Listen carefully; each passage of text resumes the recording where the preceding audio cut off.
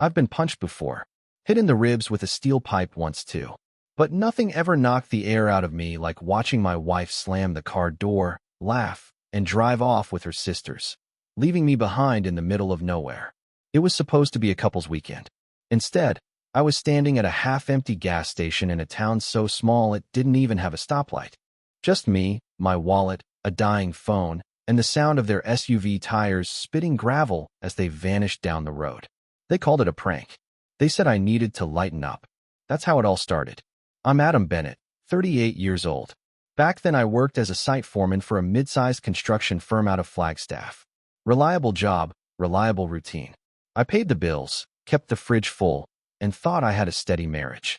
Her name was Kayla, art teacher, Instagram addict, obsessed with yoga, memes, and her sisters. Looking back, I guess I always came second to them. Kayla had two younger sisters, Megan and Lila. They were inseparable. You'd think they were a teenage girl band the way they talked over each other and treated everyone else like background noise. From the beginning, they looked at me like I was the guy holding their sister back.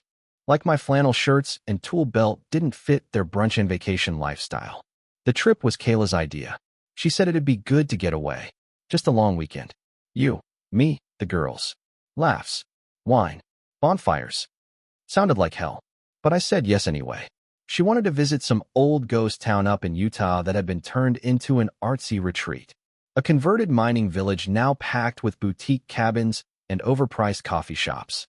I offered to drive, but Kayla said no. We'd all take her car. Better gas mileage, she claimed. I should have known then. From the moment we left Flagstaff, I felt like I didn't belong. They talked over me the whole ride, blasting music, rehashing stories from their sorority days. Every time I spoke up, someone would cut me off or just ignore me outright. By the time we crossed into Utah, I had barely said 10 words. We stopped for gas and snacks outside some nowhere town called Ridgeton. That's when it happened. I went inside to use the restroom and grab a drink. When I came out, the SUV was parked at the far end of the lot. I walked toward it, but before I even got close, the driver's window rolled down and Kayla stuck her head out, smiling like she was auditioning for a reality show. Babe, we were talking, and we think this could be, like, a really good personal growth opportunity for you. What the hell are you talking about? Megan leaned out from the back seat, giggling. You're always so serious. Thought you could use some independence. Yeah, said Lila. Figure it out, mountain man. I froze. It wasn't sinking in. I thought it was a joke, until Kayla gave me that smirk. The same one she used when she'd hide the TV remote or accidentally toss my favorite mug. You'll be fine, she said, her tone suddenly sharper. You always say you can handle anything. Now's your chance. And just like that, she hit the gas. I shouted. I chased the car for 2 steps before stopping. They were laughing like they were teenagers again. The SUV hit the road, tires spitting dirt behind them, and I was left there in the middle of the lot holding a bag of trail mix and a bottle of Gatorade. I stood still for a full minute, heart pounding, brain stuck. Then I laughed. Not because it was funny, but because it was the only thing keeping me from breaking something. The clerk inside saw it happen. Friends, did you? I didn't answer. Just set my stuff on the counter and pulled out my wallet. I asked where the nearest bus station was. He pointed northeast. Closest one's in Price. 50 miles. I asked about taxis. He laughed. Welcome to the middle of nowhere. I sat outside the gas station and opened my phone. 10% battery. No signal. I turned it off. That was the last time I used that number. I had about $260 in my wallet. Enough to get a motel for a night. Maybe a ride out of town if I found someone headed that way. But I didn't go looking. Not right away. I just sat there for 2 hours, watching the sun drop behind the cliffs, letting it all settle in. It wasn't the first time Kayla had let me down. It wasn't even the first time she sided with her sisters over me. But this was a message. This was her telling me, clear as day, that I didn't matter. That I was a prop in her life, a placeholder husband she could treat like an old coat and leave on the side of the road. She thought I'd come crawling home, thought I'd hitchhike, call a friend, beg her for a ride, and play the fool who laughed it off later. But that night, in a cheap motel room with thin walls and no hot water, I made a decision. I wasn't going home. Not now. Not ever. I walked away from everything. The job, the house, the bank accounts, the truck. I burned the life I had to the ground. And 5 years later, When Kayla finally tracked me down, she had no idea what she was about to step into. Because the man she left in that parking lot, he didn't exist anymore. I didn't go straight into hiding, not at first. The first few days were about survival, figuring out where to sleep, what to eat, how to disappear. I found a truck driver named Howard at the diner down the road who was heading northeast toward Grand Junction. He was kind enough to let me ride in the cab for a couple 100 miles, no questions asked.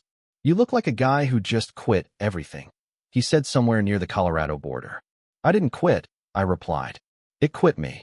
He didn't ask more after that, just nodded like he'd heard that story before.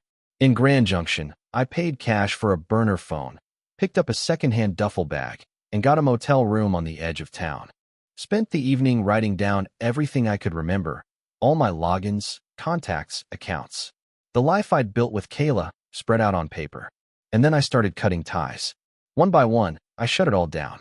Deleted my social media, wiped my old email, emptied my personal checking account, and mailed a check for half to my sister, marked for Mom. Then I called my foreman at work and told him I wouldn't be coming back. He sounded disappointed, but not surprised. "Can I ask why?" he said. "I just learned something I should have figured out years ago." And that was that. By the end of the week, I wasn't Adam Bennett anymore. I started going by my middle name, Carter. Carter Blake. It sounded like someone who didn't flinch. Someone who couldn't be left behind. I headed north. Picked up work in Wyoming for a few months, welding for an irrigation company out of Rock Springs. Then it was Montana. Then Idaho. I didn't stay long anywhere. Cash work only. No leases. No records. I wasn't hiding from the law, just from my old life. Kayla tried calling the old number for a while. Then she started leaving voicemails. I listened to the first few, just out of curiosity. "Adam, this has gone too far. I'm sorry, okay? We were just messing around. Come home." Then it shifted. "You're acting like a child. You're scaring people. Your sister called me. She's worried about you." And finally, bitterness. "If you're going to run away over a joke, then maybe you're not the man I thought you were. Whatever. Do what you want." I deleted the number after that. What surprised me most wasn't how fast she gave up. It was how easy it was for her to rewrite the story. I heard from a mutual friend 6 months later that she'd been telling people I walked out after an argument, that I'd gone off the grid to punish her. Typical Kayla. She always needed to be the victim, even when she was the one holding the knife. But the real twist came a year later. I was living in Butte, Montana by then. Small place, working in a custom metal shop, sleeping in a converted garage out back. One of the guys I worked with, Nick, had this girlfriend who ran in some weird social media influencer circles.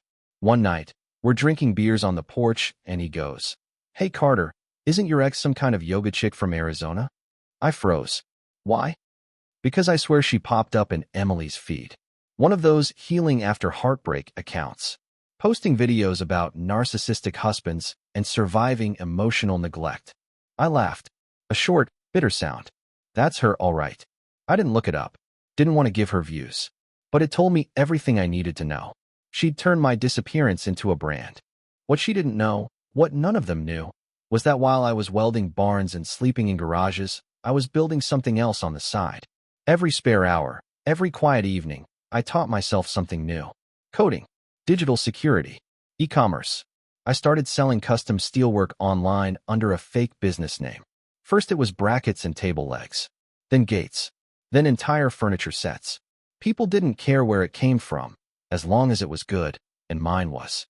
After 2 years, I had enough saved up to rent a small workshop of my own. By year 3, I had my first employee. I didn't use my real name, didn't post my face. Just quietly shipped orders from a nondescript warehouse in Missoula. And I was happy. Not the kind of happy you put in a photo. The kind that grows slowly, one hard-earned breath at a time. But peace doesn't last forever. One afternoon, I came back from delivering a gate to a client in Helena and found an envelope taped to the shop door. No return address. Just my old name in clean black ink. Adam. I stood there staring at it for a full minute before opening it. Inside was a printed photo. Me, standing in front of the workshop, holding a welding mask. My employee, Theo, walking behind me with a steel beam over his shoulder. And on the back, "We need to talk." K. My stomach dropped. 5 years. 5 damn years. And she'd found me. I went straight inside, pulled the security footage, and found her. The cameras had caught her walking up in a rental car. Big sunglasses. Hair darker now, longer. She looked tired. Worn. She stood outside the shop for maybe 10 seconds, taped the envelope, then left. No knock. No yelling. Just that. I didn't sleep much that night. And not because I was afraid of her, but because I was afraid of what came next. What did she want? Closure? Money? A reunion? Or something worse? Whatever it was, it meant the past hadn't stayed buried. And if she came all this way just to dig it up, she wasn't going to like what she found. 2 days passed before I saw her again. I kept the workshop closed, told Theo to take a long weekend, and made a few quiet calls to clients, pushing their orders back. I spent those days watching the street from inside, not even sure what I was looking for. Every car that slowed down made my heart rate spike. But nothing happened. No knock. No second letter. Just silence. And then, on the third night, it came. Not from her, but someone else. I was in the back office eating a late dinner when I heard a knock on the side door. Not the front, not the customer entrance. The side, the one only employees and delivery drivers use. Cautious knock, not urgent. I grabbed a wrench on instinct, held it behind the door, and opened it 2 inches. It wasn't Kayla. It was Megan, her sister. I hadn't seen her in 5 years, but I recognized that same tight-lipped smile immediately. Her hair was shorter, bleached now, and she wore this expensive-looking hiking jacket that didn't match the beat-up rental parked out front. "Hi, Adam," she said softly. I didn't say anything, just stared. Or is it Carter now? Still nothing. She shifted uncomfortably and looked down. "Can I come in? Just to talk?" I should have slammed the door, but something in her voice, or maybe just pure shock, made me step back and let her through. We sat at the break table, just the two of us, fluorescent lights humming above. "Kayla doesn't know I came," she said, wrapping her fingers around a styrofoam cup of water I'd given her. I folded my arms. "You've got 10 minutes. She nodded. "Fair enough. I'll get straight to it. She's been looking for you for almost a year now. She hired a PI. Found out about your business 2 months ago. She was the one who came here last week." "I know. I saw the footage." Megan looked surprised, like she didn't realize I was still a few steps ahead. "She said she just wanted to talk," Megan continued. "Said she needed closure." "And you believe that?" Megan hesitated. "Not exactly. I watched her. Waiting. She's not okay, Adam," she said, her voice low. "The divorce messed her up. Losing you like that. No warning, no goodbye. It wrecked her." I almost laughed. "You mean the prank where she left me in the desert as a joke? That divorce?" Megan winced. "I know. That wasn't a joke. It was cruel. I've said that 100 times since. Back then, we didn't think it'd go the way it did." "She knew what she was doing," I said flatly. "She wanted to humiliate me." "She did," Megan admitted. "But here's the thing. After you disappeared, something changed in her. She didn't just cry and post about it on Instagram. She spiraled. Lost her job. Moved back in with mom. Started drinking. A lot. That's not my problem anymore." "I know. But you need to know what you left behind." I narrowed my eyes. "Why are you really here?" She exhaled. "Because I want to apologize." That caught me off guard. The woman sitting across from me wasn't the same smirking 20-something who tossed me aside like a punchline. She looked worn down, ashamed, and for the first time in years, I believed she meant it. "I didn't come here to defend her," Megan said. "I came because I found something. Something she never wanted you to know." I didn't move. Just waited. "She lied about the prank," she said. "There was more to it. She told us it'd be funny. That you'd find your way home, laugh about it later. But she had a backup plan." "What kind of backup plan?" "She was planning to file for separation when you got home. Said she wanted to shake things up, force you to fight for the marriage." I felt my jaw clench. She thought if you came back pissed, you'd finally stop coasting. That you'd beg, or yell, or, I don't know, show some big emotion. She said she needed to know if you'd fight for her. That's psychotic. Megan didn't disagree. She wrote it all out. I found it. An email draft she never sent. I took a screenshot before she deleted it. She slid her phone across the table. On it was a photo of a message titled, "Separation Plan Draft."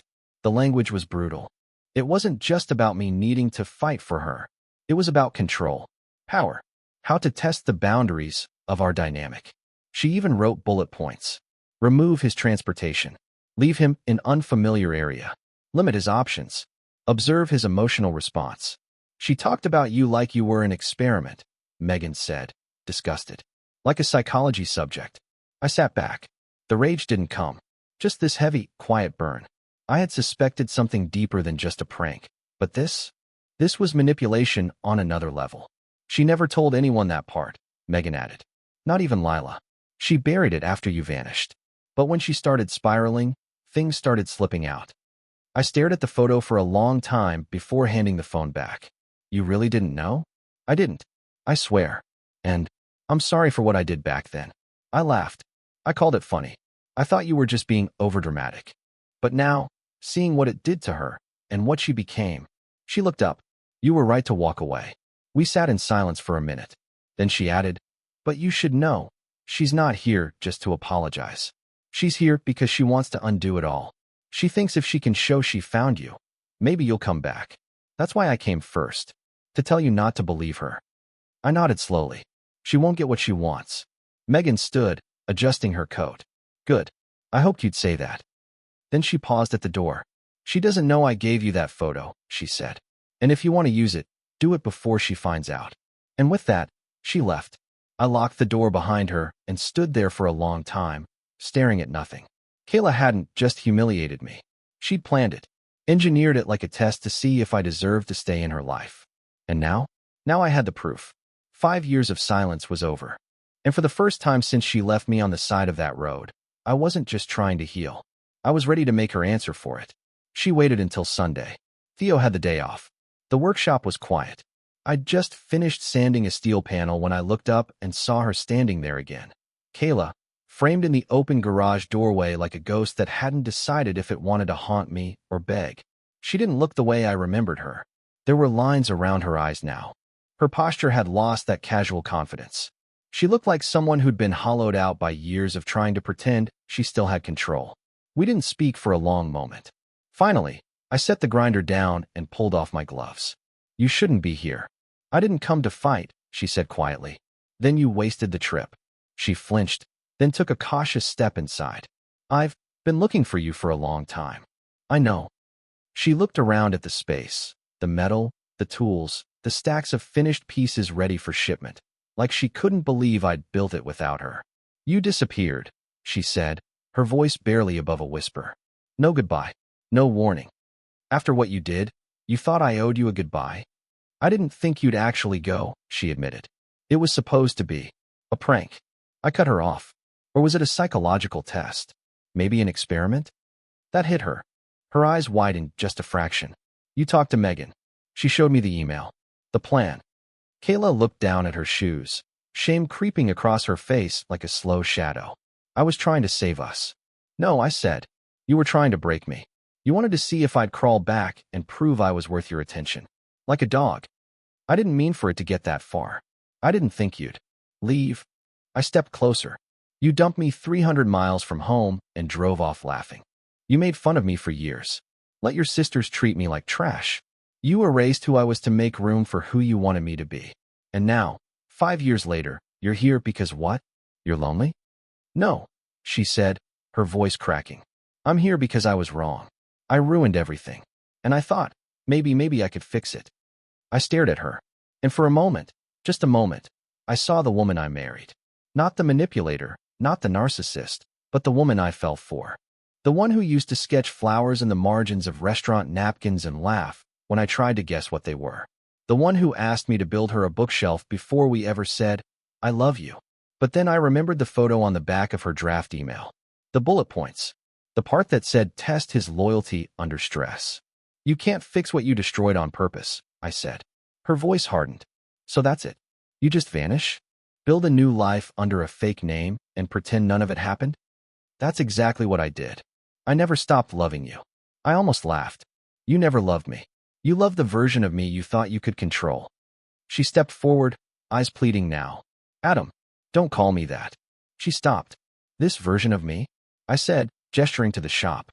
This one builds things that last. He doesn't explain himself. He doesn't ask for approval. He doesn't beg his wife not to leave him behind at a gas station. Tears welled in her eyes. But I didn't stop. You turned my dignity into a joke. You turned your sisters into a jury. And when I finally left, you turned my silence into your brand. What are you talking about? Don't play dumb. The healing through heartbreak blogs? The posts?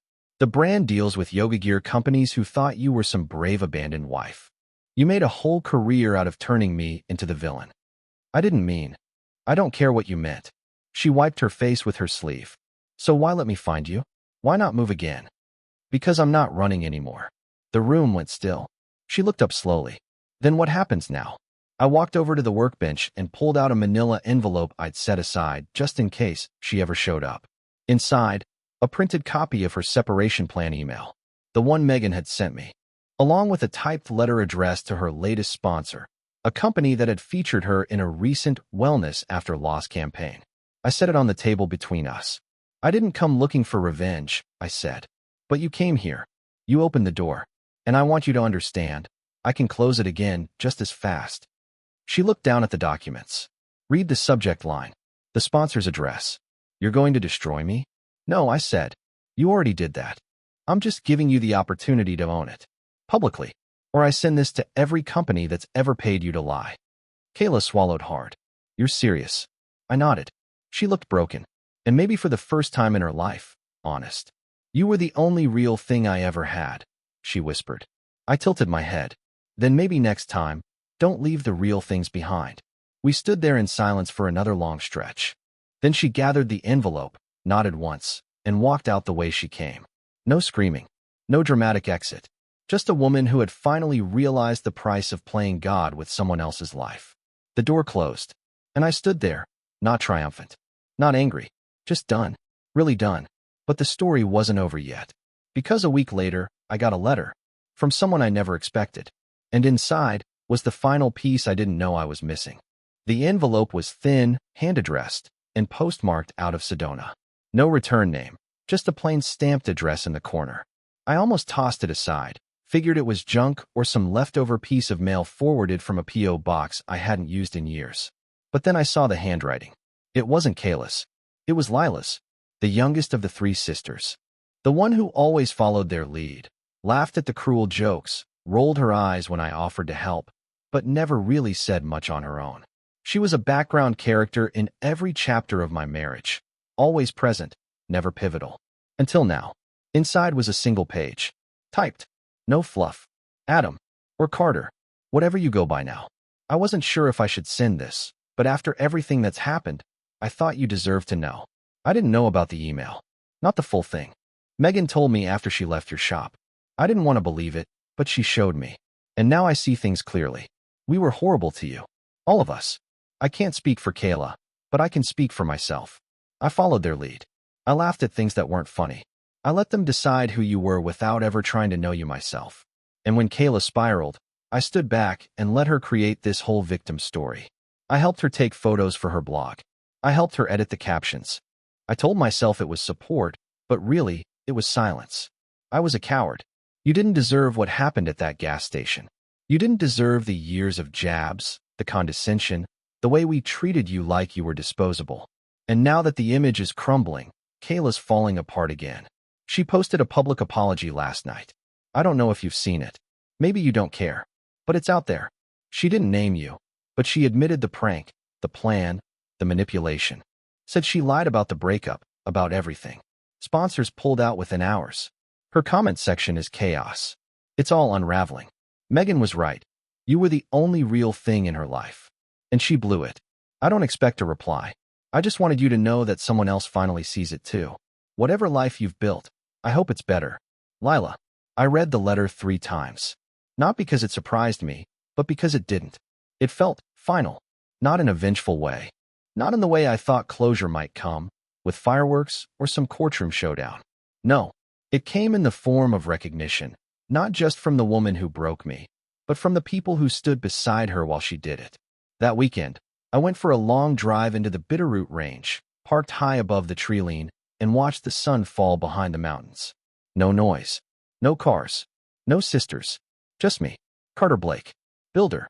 Welder. Survivor. Not a victim. Not a ghost. And not the man who let others decide what he was worth. For the first time, I let myself think back to that day in the gas station. I pictured myself standing there, confused, heart pounding, watching the woman I love drive away with her sisters laughing beside her. I imagined walking over, putting a hand on that guy's shoulder, and whispering what I knew now. You're going to lose everything you thought mattered, and it'll be the best thing that ever happened to you. I didn't follow up with Kayla. I didn't reply to Lila. I didn't need to. Their chapter in my life had closed. Months later, I filed paperwork under my real name again, Adam Bennett, not to return to the past, but to reclaim it. I'd built my future from steel and solitude, not out of fear, but strength. The workshop stayed open. Theo got promoted. I took weekends off. One afternoon, a young couple came in asking for a custom gate for their wedding venue. The bride pointed to a sample piece I'd hung near the window, a tree of life, made from hand-twisted iron. I told her I'd built that one the year I walked away from everything. She smiled. Looks like a beginning. I smiled back. Yeah, it was.